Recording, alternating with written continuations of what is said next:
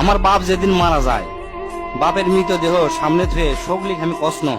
আমার বাপ যার কাছ থেকে টাকা ধার লিছে বা যাই যাই টাকা পায়, শোকলি আমার কাছে জানাবেন, আমি শোকলি ঋণ শোধ করে দেবো।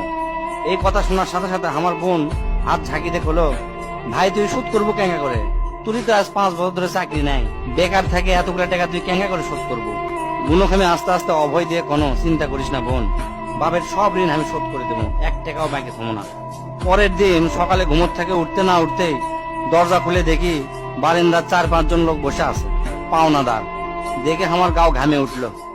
অকেরে কি কমো, আমার মুখের ভাষা আসলো না। রাতটা ঠিক মতো পার হবার দেয়নি, আসে হাজির। সামনে যাতে একজন খাড়া হলো, খাড়া হয়ে হামাক করছে, আমি অমুক ব্যাংকত থেকে আসছি, আপনার বাপ তার বেটা বেটির নামে 20 লাখ টাকা ব্যাংকত থুয়ে গেছে, তাড়াতাড়ি ব্যাংকত আসেন। বাদ বাকি 4-5 জন যারা আছে তারা শোকলি করছে আমাকে সমিতিতে আপনার বাপ 20 টাকা করে জমা করেছিল, আরেকজন করছে 50 টাকা করে জমা করেছিল, আরেকজন করছে 100 টাকা করে জমা করেছিল। এল্লা টাকা নেওয়ার জন্য আমাকে সমিতি অফিসে আসেন। পরে সব হিসাব করে দেখি বাপ আমাকের জন্য প্রায় 37 লাখ টাকা জমি থুয়ে গেছে। টাকাগুলা হিসাব করতে করতে আমার একদিন রাতের কথা মনে পড়ে গেল। ওই রাতে আমি আমার বাপক কষ্ণ, আপনি ক্যাঙ্কা বাপ, আমাকে ভবিষ্যতে আপনি কোন চিন্তা আছে?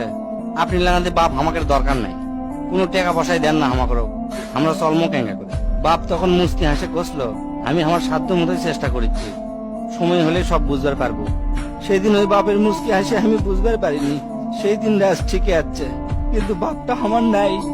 মাঝে মাঝে রাতের বেলা আকাশের দিকে তাকে কই, বাবা আজ পর্যন্ত তোমাকে বুঝতে পারলাম না, তোমার উপর খালি রাগই করে গেছি, কিন্তু তোমাকে জোরে ধরে কোনোদিন আই লাভ ইউ করতে পারলাম না।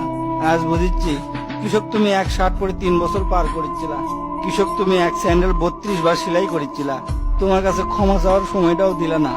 আমাকে তুমি মাফ করে দিও আব্বা, জীবনে তোমার সাথে অনেক বেয়াদবি করছি।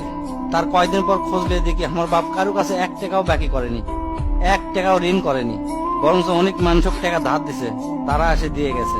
তাই তোর হাত পাও ধরে কই দোস্তরা, তোকে বাপ অনেকেই বেঁচে আছে, বাপের সাথে কোনোদিন বেয়াদবি করবো না।